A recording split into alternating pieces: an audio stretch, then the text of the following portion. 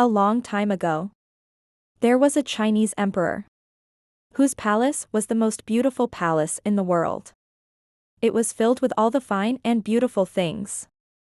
Its huge garden was spread over the lakes and the forest with big trees. Among these trees lived a Shibli.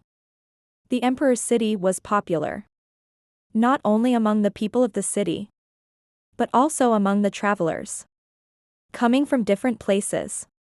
He liked Shibli's song more than the magnificent kingdom. The Chinese emperor heard about Nightingale. Poets from far-off places also wrote poems in praise of Shibli. Some books reached the Chinese emperor after traveling the whole world. He was very impressed by the magnificent palace of his kingdom.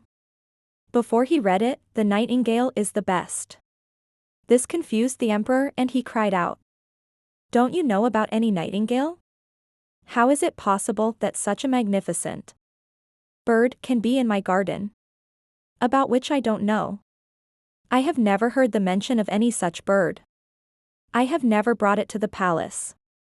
I want the song of the evening in the palace at any cost." The courtiers, not familiar with the jungle, searched high and low but could not find Shibli. Finally, they sought the help of a tired servant of the cook, who often roamed the jungle to collect herbs.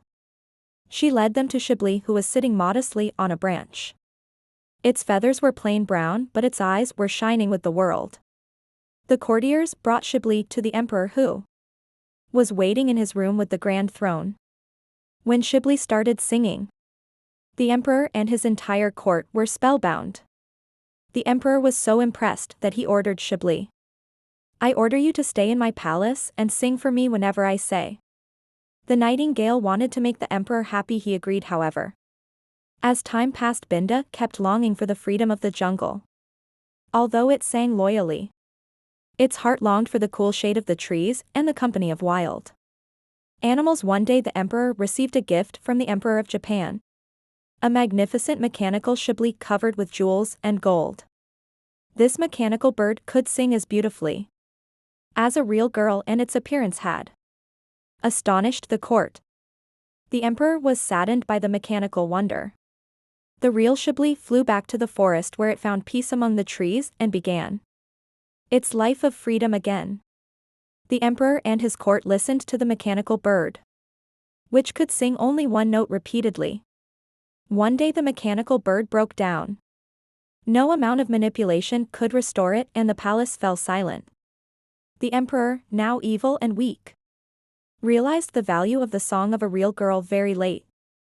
He longed to hear this natural melody which gave him so much joy. When the emperor lay on the bed stool, feeling the weight of his regrets, he heard a human sweet melody from the open window. It was Shibli, who had come back to sing for him one last time.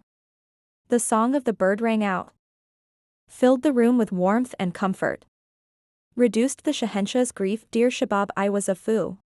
Dear Shibli, I was a fool to forget your precious song for the shine of the machine. Bara Karma, stay with me so that my heart may be filled with your smile once again." Impressed by the sincere repentance of the Shahenshah, he agreed to stay at his Shari and sing songs for him whenever he wanted. The emperor now respected the freedom of the wiser girl and considered every song a precious gift.